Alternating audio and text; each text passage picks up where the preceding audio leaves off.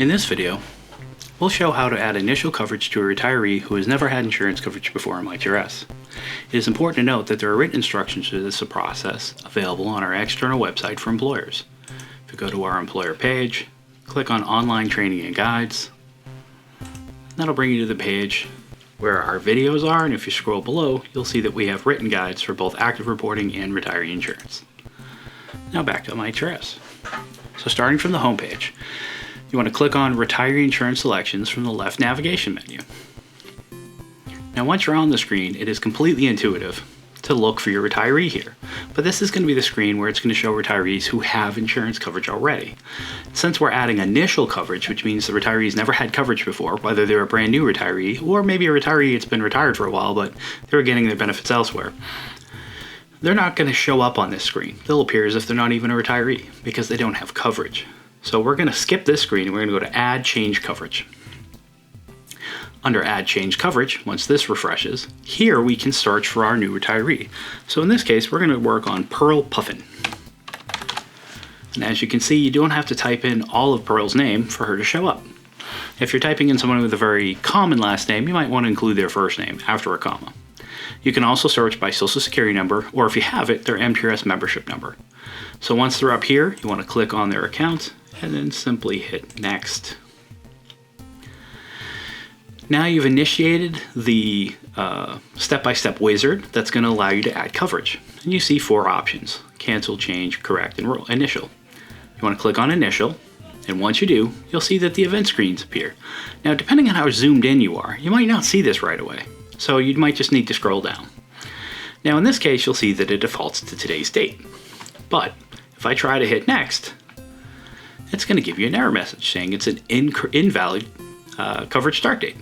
Now, you always want to make sure you're putting in the coverage start date for the period in which the coverage appears. So in this case, in our example, we're going to put in July 1st, 2024. Once we fix that, the system will allow us to go forward. It is super important to make sure you got this date right, the coverage start date, and it always has to be the first day of a month. If you have someone who retires in the middle of a month, for instance, their coverage effective date cannot be until the first day of their second month being retired. So we're picking July 1, 2024. We're going to hit Next. And here we can pick the different options for health insurance. Now let's say, or for different types of insurance. So I'm going to choose MedX. And choose Next. And now at this step, I might say to myself, oh geez, I probably should have picked the dental insurance too. Please keep in mind when you're doing an initial enrollment, it is super important to make sure you do all the options together because there's an override process we're going to allow you to do, but we'll only allow you to do it once. So in this case, because I know she has dental, I'm going to go back. I'm going to realize, okay, I'm going to have to include the dental as well. Now in our example right now, we don't have a lot of options. However, if you were doing this in your employer, you probably have a lot of different plans and you might have to scroll down some. I'm going to choose an individual plan for dental. I'm going to choose Next for Pearl. And now we can see that both of Pearl's coverages starting on July 1, 2024 appear here. Everything looks good, so I'm going to hit Next. And here I can see a comparison of what the new premium is going to be versus what the old premium was. Now she wasn't having any deduction, so having a previous cost of $0 makes perfect sense. Go ahead and click Confirm. And we're picking a future date, so we're not expecting any kind of back calculation. And MyTRS is going to confirm that. There are no rebills generated, meaning nothing had to be recalculated because you're adding in coverage on time for a future period. So you might be thinking, okay, that makes sense. But what if I have to add coverage that's retroactive? Let's say I'm adding coverage now because we meant to enroll Pearl back in January and things kind of got crazy and we missed her. So we're going to do that with a different retiree. So we're back at our retiree insurance selections. Again, even though Pearl will appear here now, our new retiree won't. So the next person we're going to enroll is going to be Betty Bullfinch. So I'm going to go to Add Change Coverage. I'm going to type in Bullfinch, choose Search, and here's Betty's account. Again, click the radio button, and now I'm going to hit Next. 4 options. Again, we're doing an initial enrollment, and these dates are going to pre-fill. And again, we don't want to use this because we'll get that error message. So I know that her coverage itself starts in January, and we just didn't get her enrolled in time.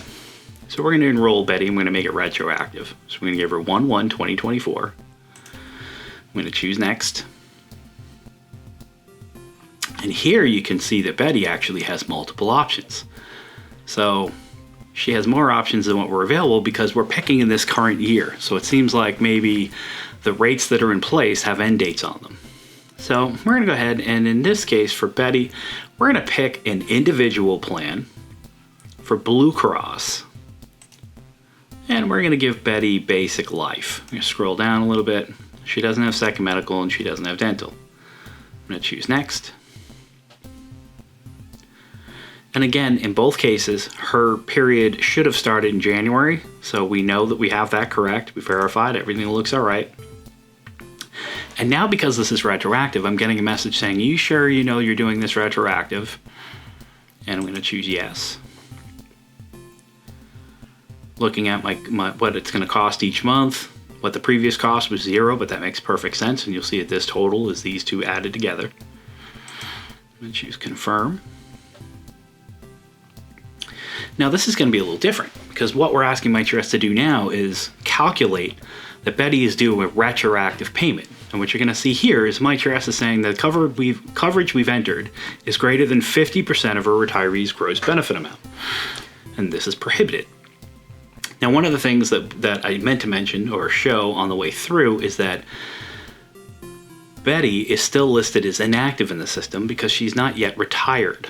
Her application's with us and she's enabled because you can't add retiree insurance to somebody who's not enabled. So we're able to go forward. And then that particular message is warning us, hey, it looks like it's too much. And the reason for that is because her benefit was set at 0. And so anything is going to look more than half of 0. So we're going to allow you to bypass that, but only on an initial enrollment.